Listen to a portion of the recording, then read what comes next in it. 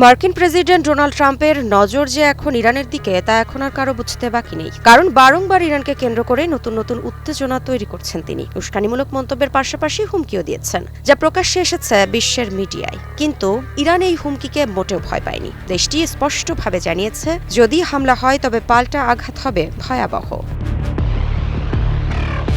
তবে প্রশ্ন হচ্ছে, বাস্তবে কি যুক্তরাষ্ট্র ইরানের উপর হামলা চালাবে? এবং প্রযুক্তি, বাজেট ও সামরিক শক্তিতে এগিয়ে থাকা যুক্তরাষ্ট্রের সামনে ইরান কতটা টিকতে পারবে? 2025-এর গ্লোবাল ফায়ার পাওয়ার ইন্ডেক্সের তথ্য অনুযায়ী সামরিক শক্তিতে বিশ্বের 1 নম্বর দেশ যুক্তরাষ্ট্র এবং 16তম অবস্থানে আছে ইরান। আপাত দৃষ্টিতে ব্যবধানটা অনেক মনে হলেও যুদ্ধের ময়দান সবসময় সংখ্যা দিয়ে বিচার করা যায় না।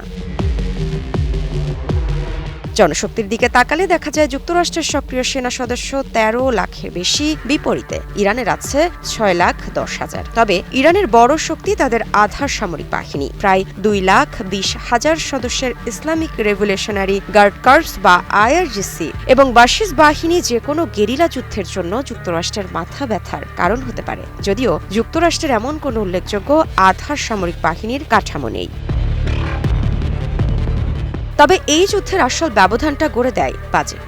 যুক্তরাষ্ট্রের প্রতিরক্ষা বাজেট প্রায় 895 বিলিয়ন, যা বিশ্বের সর্বোচ্চ। অন্যদিকে ইরানের বাজেট মাত্র $15.45 বিলিয়ন। অর্থাৎ ইরান যেখানে 1 টাকা খরচ করে, যুক্তরাষ্ট্র সেখানে প্রায় 60 টাকা খরচ করার ক্ষমতা রাখে। এই বিপুল পরিমাণ অর্থ যুক্তরাষ্ট্রকে সর্বাধুনিক স্টেলথ বিমান, স্যাটেলাইট প্রযুক্তি এবং কৃত্রিম বুদ্ধিমত্তা সম্পন্ন অস্ত্র তৈরিতে অপ্রতিদ্বন্দ্বী করে তুলেছে।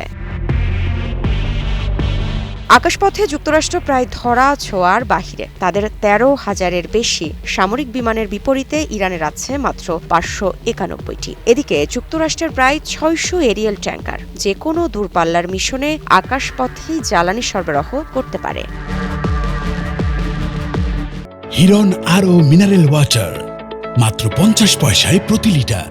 তবে এখানেই একটি বড় কিন্তু আছে। ইরান গত 1 দশকে ড্রোন প্রযুক্তিতে বিপ্লব ঘটিয়েছে। ইউক্রেন যুদ্ধে ইরানের তৈরি ড্রোনগুলোর কার্যকারিতা বিশ্ব দেখেছে। সস্তা অথচ নিখুঁত নিশানা এই ড্রোনগুলো যুক্তরাষ্ট্রের ব্যয়বহুল আকাশ প্রতিরক্ষা ব্যবস্থাকে ব্যস্ত রাখার জন্য ইরানের সবচেয়ে বড় তুরুপের দাস।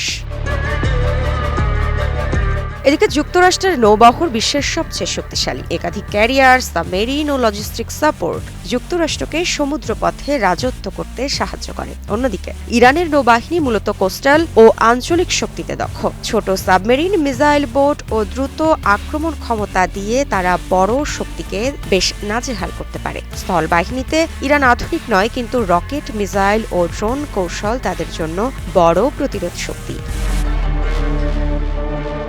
যদি সরাসরি হামলা হয়, যুক্তরাষ্ট্রকে বিশাল অর্থ, সময় এবং আন্তর্জাতিক চাপের মুখোমুখি হতে হবে। ইরান ড্রোন, গেরিলা কৌশল এবং আধার সামরিক বাহিনী দিয়ে যুক্তরাষ্ট্রের পরিকল্পনাকে জটিল করে তুলতে পারে। অর্থাৎ সংখ্যায় যুক্তরাষ্ট্র এগিয়ে থাকলেও কৌশল, প্রতিরোধ ক্ষমতা ও স্থানীয় ভূখণ্ড ইরানকে যুদ্ধে বহুদিন টিকিয়ে রাখতে পারে। মৃত্তিকা সিনহা বিশ্বাস, নিউজ 24।